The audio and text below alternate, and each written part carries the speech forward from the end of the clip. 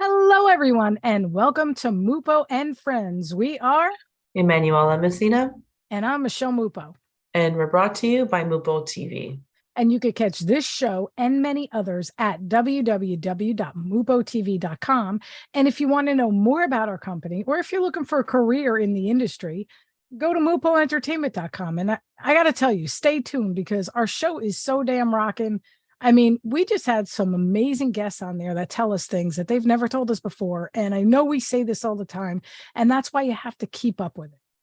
It's true. They do here exclusively on Mupo and Friends. And we just want to say thank you to all the viewers where we love to bring you the celebrities and all the entrepreneurs you guys want to know about. And by the way, we have a app, our very own app on Android and iOS. So if you haven't downloaded it, download it again. We're also on Roku and Fire Stick as well. And we're growing, which is so nice. I love to see the growth that we're having. And we are also working on our second issue of Mupo Entertainment magazine. So if you want to get some advertising, your products or services in the magazine, this is where to do it. And why is that, Michelle? Tell them. Well, it's like this. If you've ever had a product and you're like, damn, I wish I could get this in the hands of a celebrity. How do I do that? Well, I'll tell you how you do it.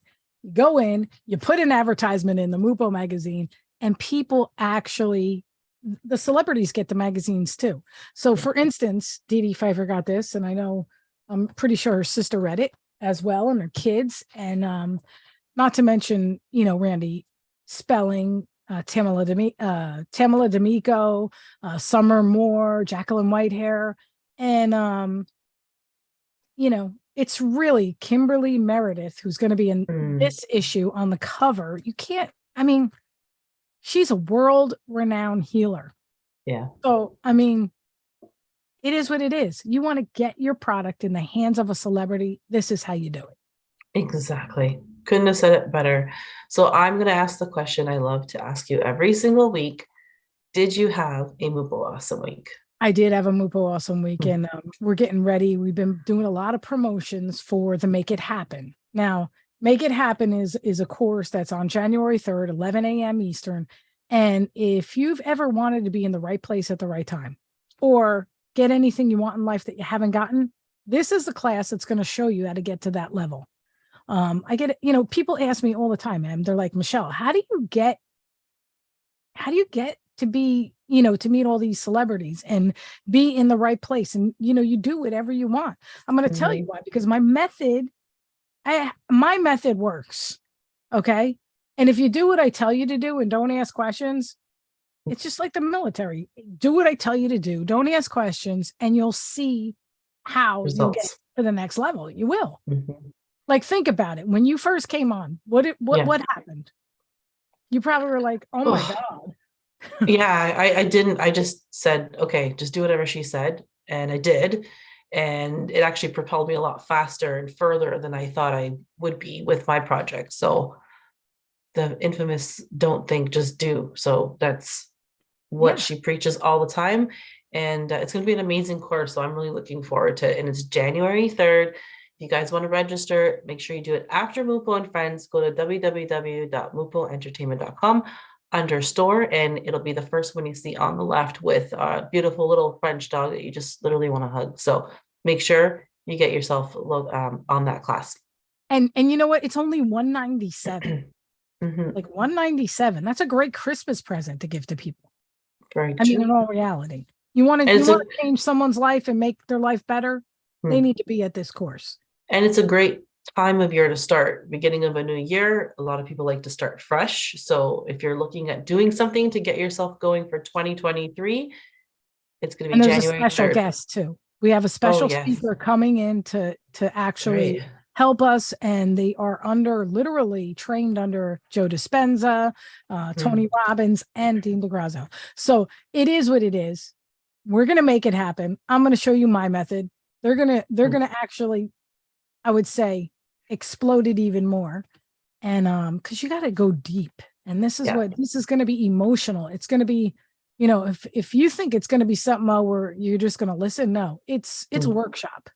Yeah. So there are some exercises. And on that note, we're going to take a quick commercial break because my friend is coming up next, and I absolutely love this person. I think he is one of the most talented, let's just say, musicians in the world.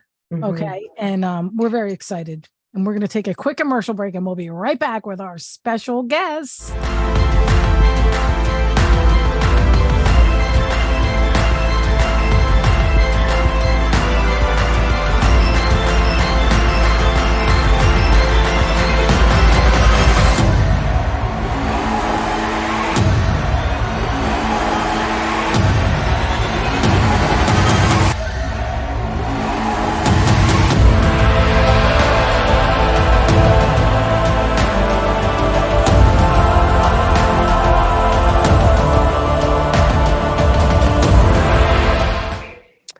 Hello, everyone, and welcome back to Mupo and Friends. And our special guest today is a guitarist, songwriter, producer, and humanitarian. Studying music since age 7 and teaching since age 13, he teaches master classes at schools and venues around the world. He was one of the lead guitarists in Guns N' Roses from 2006 until 2014 and performed on the 6th studio album, Chinese Democracy. He served as lead guitarist of Art of Anarchy from 2011 to 2017, guitarist and vocalist for the band Asia from 2019 to 2022, and is the guitarist for the supergroup Sons of Apollo. His music can be heard everywhere from TV to film to video games. Please welcome Ron Bumblefoot Thal. Hello, Bumblefoot, and how are you? Hello, how are you? Good. What an introduction, my God. Yeah, we try to make it happen. So tell everybody is asking me, even at Toyota, with the remote start that you need to get in the app, but we had to plug that in there. But everybody's asking, how did he get his nickname? How did it be? Well, yes, my wife is a veterinarian, and back a million years ago when she was in school and I was helping her study, and one of the diseases, ulcerative pododermatitis, also known as Bumblefoot. I came across that, and it was just such a silly name. So I wrote a song called Bumblefoot. And then when I had my first record deal in the mid-90s on this label called Shrapnel Records, which was just a very guitar-oriented label, and I was putting out this crazy guitar album, I named every song after a different animal disease. And it was just it was weird music. Kind of Frank Zappa type weirdness. And from there, when I left the label and just started my own record label and started touring and everything, I called the band Bumblefoot. And as the singer, the songwriter, the everything of the band, it became like a nickname over decades.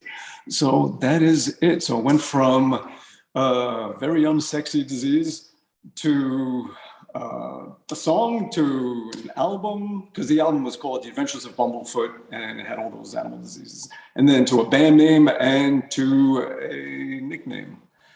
Yeah. That's amazing.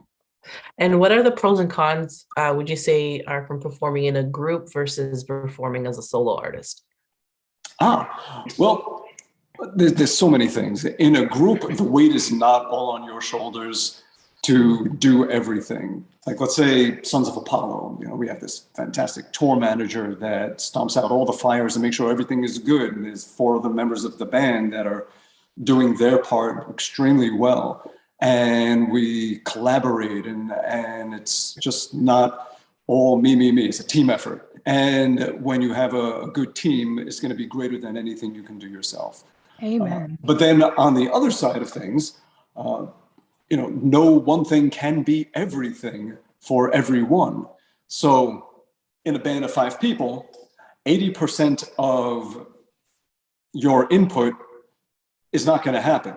And if it did, we need 20% spread for, 5 people. Otherwise, somebody isn't getting their fair share in there.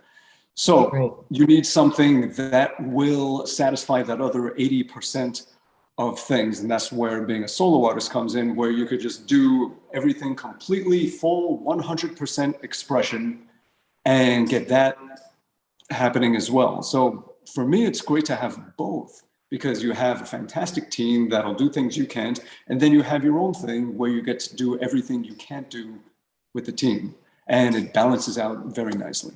Yeah. And which collaborations have you enjoyed doing the most? Ooh, there's been so many, because there's different types of collaborations, especially in the studio, and I've always been a studio guy.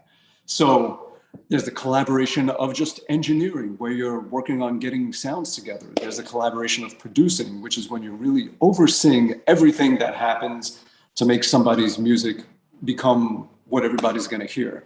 So that could include a songwriting aspect, where you're sort of co-writing, or you could be just playing in the song that they wrote. That could be part of it as well. There's so many limbs to that tree, and each one is a possible collaboration that has happened. Really, when it comes to collaborating, as long as it's with someone that you vibe with, then it's good. It doesn't matter if I'm just engineering or if it's like a band thing where we're writing songs together and we're going to play them out together and do everything together as a full partnership across the board. Anything, if it's cool people that have come into your life through music, it's all good. Yeah. And do you have a song that you secretly love but are too embarrassed to share? It takes a lot to embarrass me. Okay. There is, I could name a million songs that I am proudly not embarrassed of, whether it's, Bee Gees or Tom Jones or anything. I love Tom Jones. I absolutely love Tom Jones. Yes. Neil Diamond, that was huge Tom Jones fan. And I'm talking the double neck guitar. Not unusual. I mean, I'm talking like the real deep stuff. Like Thunderball, from, she always runs while others walk. I've practiced my Tom Jones voice too. Excellent. Yes, while other men just talk. Yeah, like those kind of deeper stuff, not the stuff you usually hear on the radio. So yeah, a whole lot of that kind of music I love. 60s, 70s feel-good music, absolutely, and proud of it. Yeah. And since you began studying music so young, did you come out of the womb knowing it was going to be your life work? Seriously. No, when my first interests were, and still are, space stuff, cosmology, astronomy, all of that. I'm just so fascinated by it because it's everything. It's what we're made of. It's the dust that accidentally became us right now, and everything we have comes from space dust.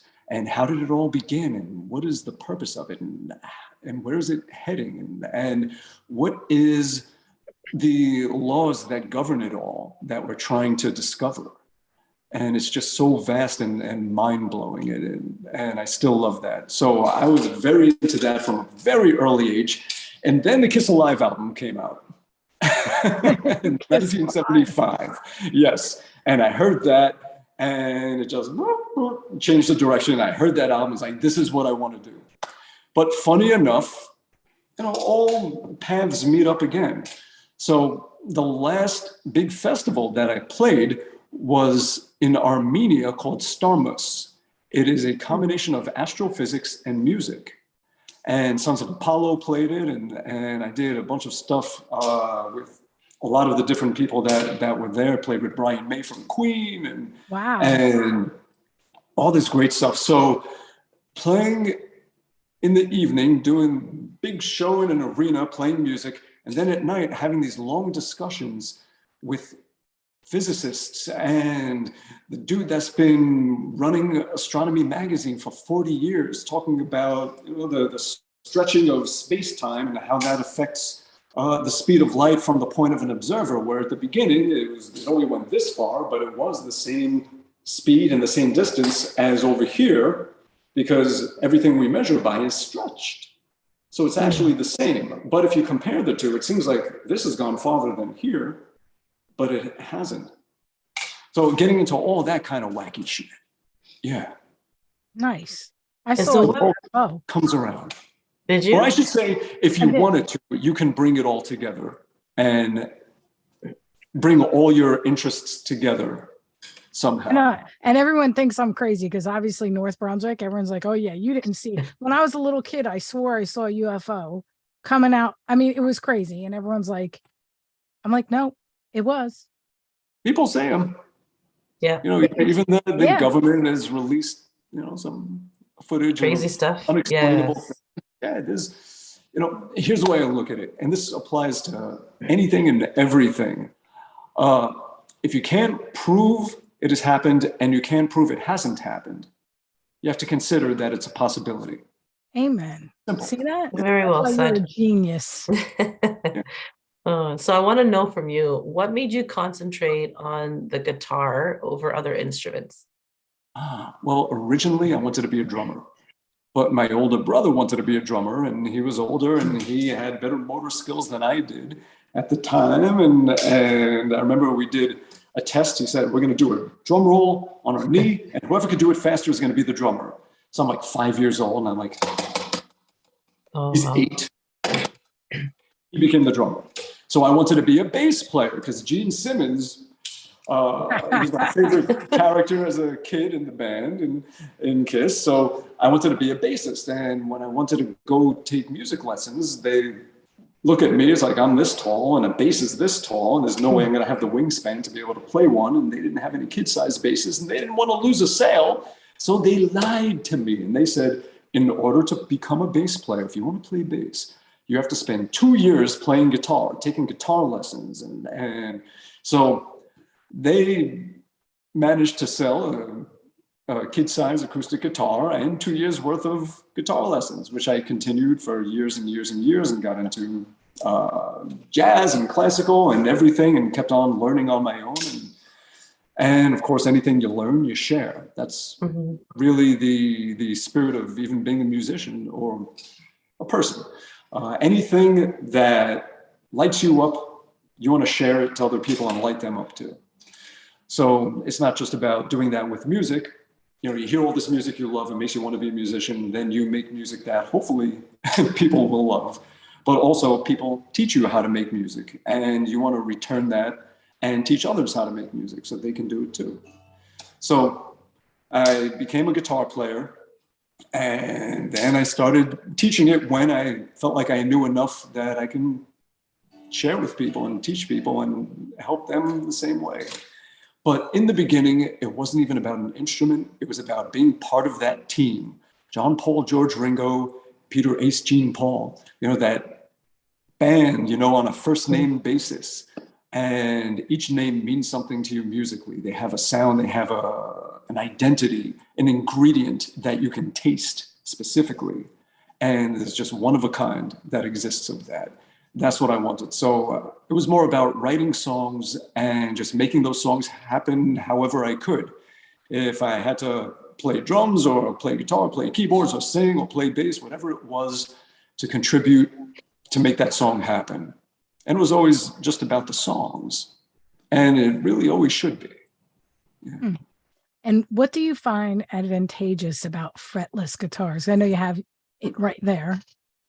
Yes, well, the difference between the two, the pros and the cons. On a fretted guitar, you have these little speed bumps here where they shorten the length of the string to a precise spot so that you get the exact pitch in tune.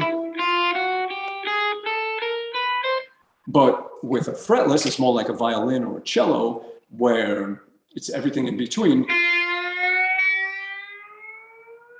So with that, there are some freedoms that you don't have with the speed bumps. I shouldn't call them speed bumps, they're called frets. F-R-E-T, fret. So with this, you have a vibrato that could be more wide, like that. You can drag notes. So it could be more like a voice, because a voice doesn't have those frets to it. So it's more vocal in a way, and it's more imperfect, which we want a bit of that in our music. That's what makes it human. With this, if you want it to be in tune and exact, then you have the frets for that, especially for playing chords. For playing chords, you need frets because you're putting multiple fingers on multiple places where all you're doing is you're pushing the fingers against the frets, and the frets are doing the work of shortening the length of string to give that pitch. But if you do it on here, the same exact shape, it's out. Like, this has to move in, this has to move back to get it right. So it's a lot tougher to shape the fingers to get chords, but with anything, practice. Yeah. Love it. And obviously, I appreciate that little guitar knowledge right there. That was a great lesson for all you guitar players out there. And we are going to take a quick commercial break, and we'll be right back with the amazing Bumblefoot.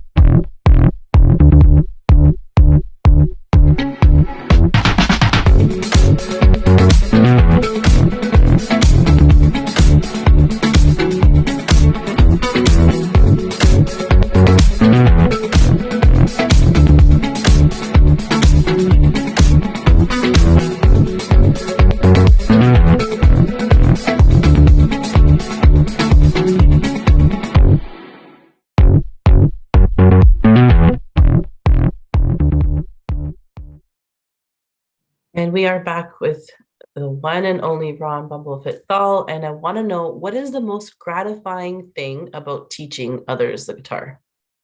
Ooh, when they learn and when they use it. When you see them go on to do things, and you know that you help them go down that road. That's the best part of it. Yeah. And I'm sure anyone who teaches is going to say that same thing. It's when they actually use what you taught them and it benefits their life somehow. And yeah.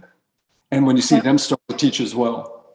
You've taught a lot of people, though. Like, you've taught a lot of people. Have you ever had to tell someone, hey, you know, keep your day job? Not that I remember. I think I remember more people going on to do good stuff than not. I mean, I didn't keep in touch with everybody, but there's some phenomenal students that I've had that honestly I don't really take much credit for what they accomplish. It's all about them because it's their motivation. Like, it's really them. I show them stuff, but anything they did with it is their achievement. Absolutely. And for the record, you can play. I mean, I've been in the room with you, God, what, like 15 years ago. And I said, hey, can you play Meatloaf, or can you play? And I'm picking something like Journey, and he'll just bust out whatever song I was saying. It was like, I could not believe it. I have never seen a guitar player just do that and just play anything on command, anything. That's really talented. Yeah. And I was a big, like, you know, Yngwie Malmsteen fan. And then after hearing Ron, I was like, oh my God, Ron blows him away. No, Yngwie is legendary, and he brought a whole style and sound to our world, and yeah, he's so identifiable, and he's inspired so many for generations, and yeah, Yngwie. There you go. Oh my God, I got goosebumps. Yeah. I know, and I asked you to play that, and I almost had a heart attack when he was busting out, and I was just like, I was like this, I've never seen a guitar player. I'm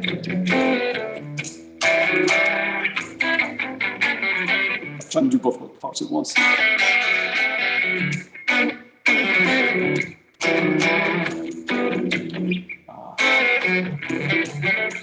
That's tough. Anyway, yes, back to this. Don't get me started on. I could just listen to you play all day. So I want to talk about Starmus Festival. Yeah. What is it, and how did you get involved with it? Through the Sons of Apollo keyboard player, Derek Sherinian. He is Armenian, and the guy who runs the festival is Armenian, and he's done the festival before. And he brought us in. So it was through his connection. He made it happen.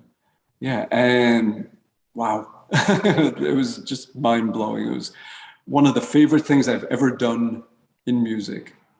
Absolutely, the people there are so wonderful. My God, the food. That's really what it's about. Like when you tour the world, you get the show out of the way so you can go eat.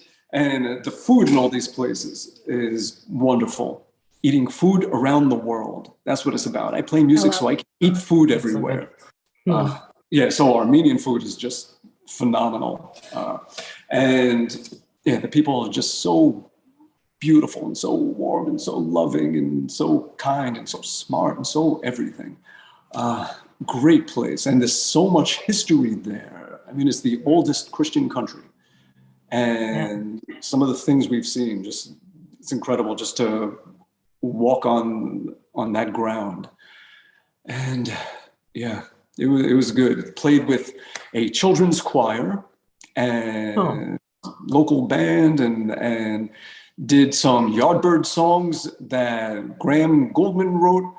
He wrote for the Yardbirds for 10cc and wrote with Brian May. So we did some things together and then played with Derek Sherinian's solo band with Simon Phillips on drums, who is just one of the greatest drummers in the world.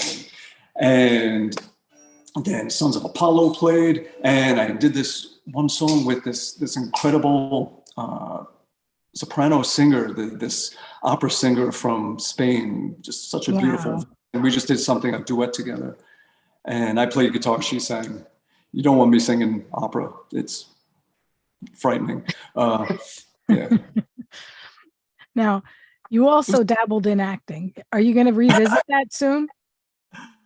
It's fun. I like doing things that are not in my usual lane.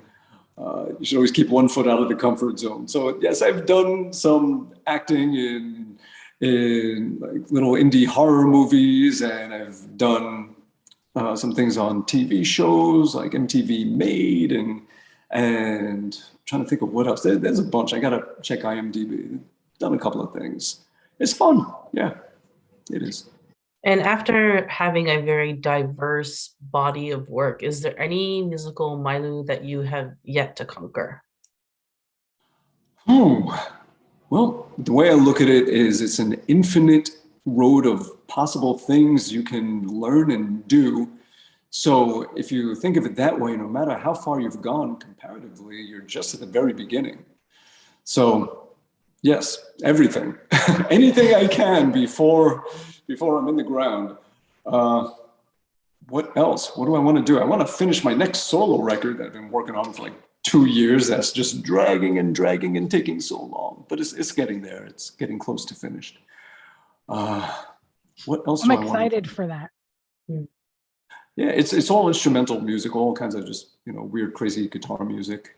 And I haven't done a full instrumental album since that very first Adventures of Bumblefoot album in 1995. So we're talking, it's going to be 28 years. So it's a little overdue. Yeah. And we're going to take a quick commercial break and we'll be right back.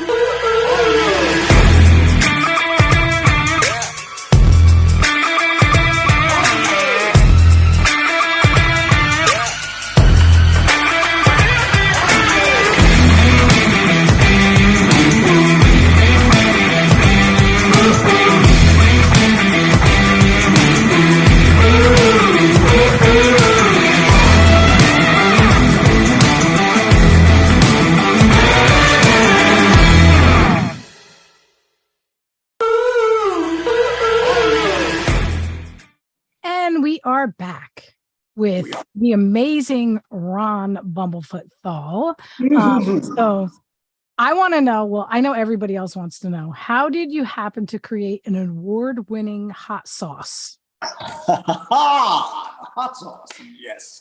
So I was 12 years old, and my cousin Steve, my older cousin, he dared me. He said, I'll give you $5 if you eat that hot pepper. I was like, it was a big family get together, and there was all the spread of, turkey and roast beef and this and that and this and yeah. And there were some hot cherry peppers there.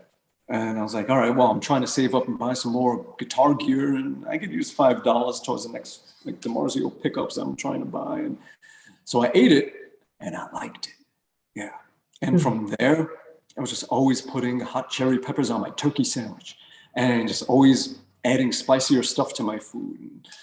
And people started noticing and started for gifts, like, happy birthday, here's some crazy hot sauce that just peel the paint off your car.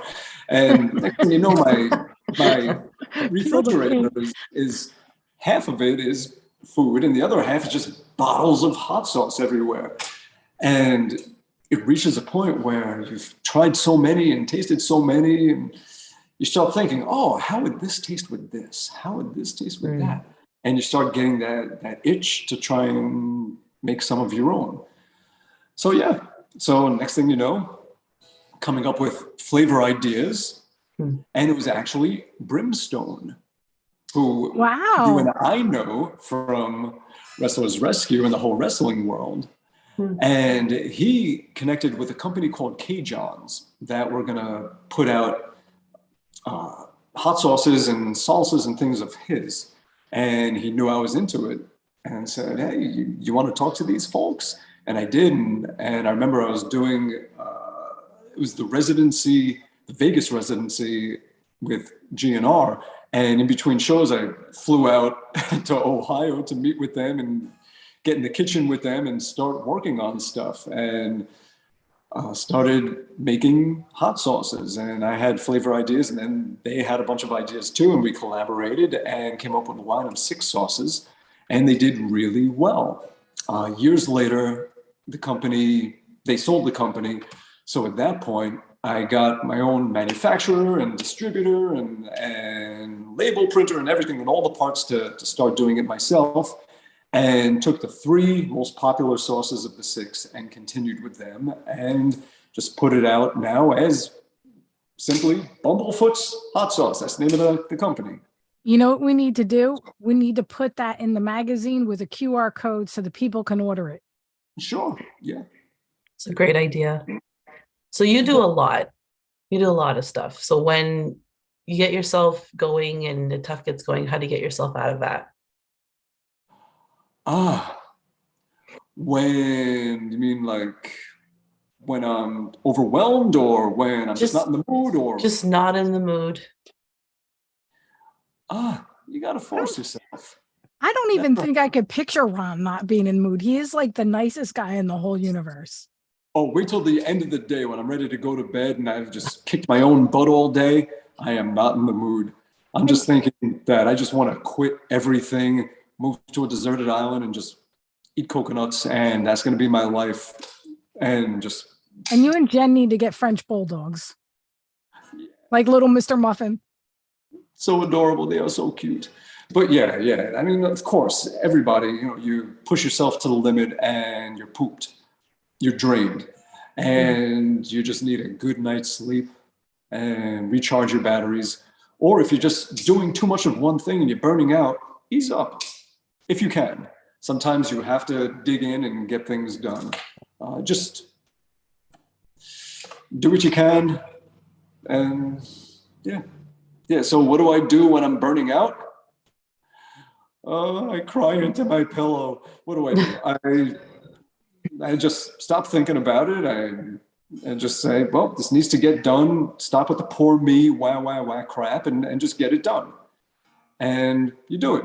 That's it. I think people think too much about their feelings, and those don't govern the world, and they shouldn't govern you. I mean, of course, you feel what you feel, but if they're getting in the way of progress, that's a problem.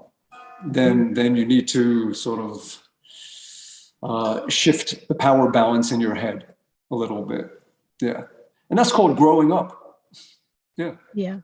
I don't like to grow up, but I do. I like getting old. I like my white hairs. I earned every damn one of them. Yeah. I honestly, I gotta say, I like getting older.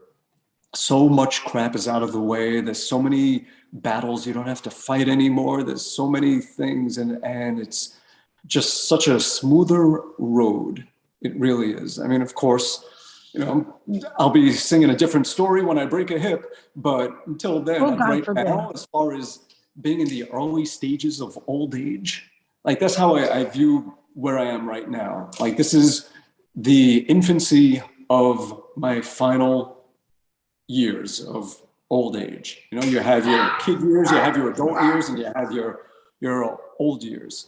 I am at the beginning of old, and it's good. Actually, there's a lot to look forward to as you kind of clean house, and there's just so much nonsense that you don't feel anymore. Like usually when people hit their 50s, they start to live so much more unapologetically, and That's you know true. and you know who you are, and there's just a lot more stability and security and sanity and everything, and it's just a lot of questions have been answered, and More wiser. Yeah, right? there's a peace that comes with all of that. You don't freak out as much. You've been through a lot more, and that shit makes you stronger. So I'm looking forward to more of that road, and just having, as smooth of a sail as I can. I feel like I've done everything I need to do. There's still other things I want to do. I don't feel like there's things I have to do. Now it's all just what I want to do. And there's a great freedom to it all. And I'm enjoying the shit out of it. Yeah. That's like me. I do what I want when I want. But I was kind of always like that. So tell us about the charitable causes that are dearest to your heart. There's so many that just pass by. Like just today, there's this wonderful woman I know out in Japan, Mina, and she has this animal sanctuary that she started out there, this nonprofit. And I woke up this morning and I get a Facebook message from her saying, there's this owl, this barn owl that we're getting. I want you to be its godfather and I want you to name him. So there's like always something. So there you go. The first thing that comes to mind is Animo Sanctuary, ANIMO Sanctuary.com. There's that one, there's hers. And it's total nonprofit, and she works really hard to give all these animals a good place. Yeah. I love it. That's so beautiful. So what do you do when you're not creating music? Eating dinner and playing with my cat, Simon, and watching movies with my wife, Jen. And she's beautiful. And she's wonderful. Yeah. She really is she is such a good soul. Yeah. She's a much better human than I. I got lucky. Yeah. You guys together are just like one. It's like when you guys stand together in a room, you could feel that you're just so, it's perfect. I haven't seen that in a long time other than Bo and Hope on Days of Our Lives. You know what I mean? Well, I'm doing a lot less touring now, because touring definitely is a challenge to all things in your life. And it's almost like you can have everything in your life except for touring, or you can have touring and none of that stuff. Nothing. Yeah. And the two are a tough mix, and it's been a real battle over the years. And I'm at a point where I don't want to be an absentee husband, and I want to be there. And my parents are getting older. I think of all the things that I missed, all the funerals and weddings that I've missed because I was on tour, and I don't want to miss any of that anymore. Those things only come once. You know what? Anybody could go see any show anytime, and they don't need me for that. They can just watch something else on a different channel. And I am not going to stop living my life to go tour anymore. So I'm really being very selective about when I go out and when I leave and for how long now. And I'm putting more priority onto the things that if I miss them, I won't get a second chance. So that's where it's at. And so what is on the next project list? You're going to finish your album, right? Yeah, finishing my album. I'm going to keep collaborating and making music with other people, and I'm going to figure out this OBS software and how to do some streaming. So every once in a while, if I'm working on something in the studio, I could actually do a stream where they can hear exactly what I'm hearing and not hear it coming out speakers through a phone back in, and they can see my screen and what I'm working on, so I can just do that better, which is the next little project that I'm working on, is figuring that out. And what else? I'm just kind of taking it as it comes. There's always stokes in the fire, but if I can quote a very wise man named Derek Sivers, he said, either hell yes or no. Meaning that if you don't feel hell yes about something, if you're kind of iffy, no. And only do the things that you feel hell yes about. So that's kind of where I'm at. Instead of just doing everything that comes my way and saying yes to everything and draining my soul doing it and kicking my butt doing it, no. I'm going to do the things that I feel strongly about, I'm passionate about, things I love to do, things that don't hinder the rest of my life in some way. And that's the plan. Yeah. That's a good plan. And we're going to take a quick commercial break, and we'll be right back with the conclusion of our interview with the amazing Ron Bumblefoot.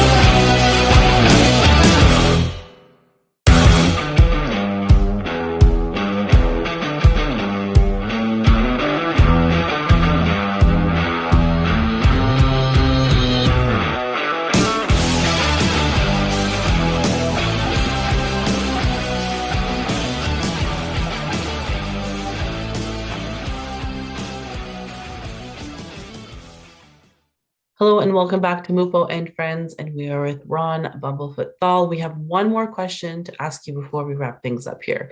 If you were to write a composition about your life, what would the title be and what would it sound like?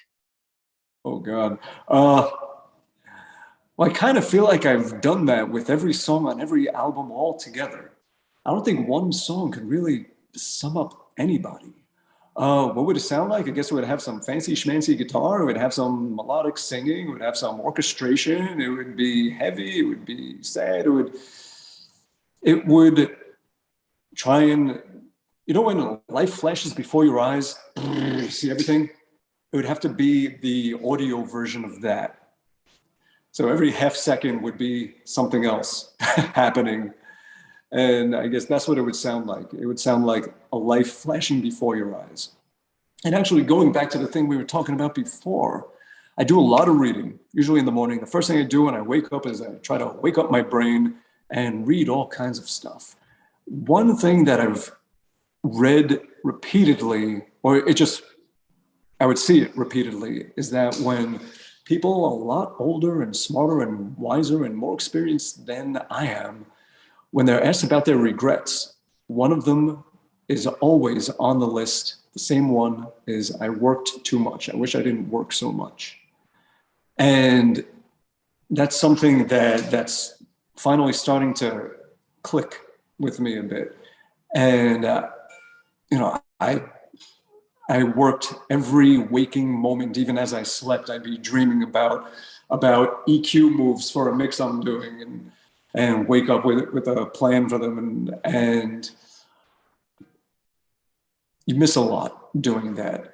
And there's no rush, and it's not a race. And honestly, as morbid as this is, in the end, the sun is going to be a big red giant and the earth is going to be consumed by fire.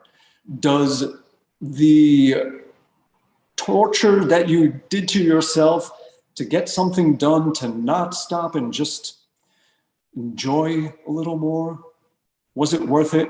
Because the only thing we really have is now. Now and the next now and the next now and the next now. And we torture ourselves so much worrying about things that, you know, are much worse in our imagination than in reality. Worrying about the what ifs that, I mean, of course, I'm all about planning those what ifs and, you know, living as a smart chess player and stoic negative visualization and all those things. But you have to really enjoy this moment, because all we have is our conscious now. And don't waste it, and don't throw it away, and don't crap on that gift of this now that you have by dwelling on negative things of the past that you can't change, or punishing yourself over things. There's so much of that you don't need to do.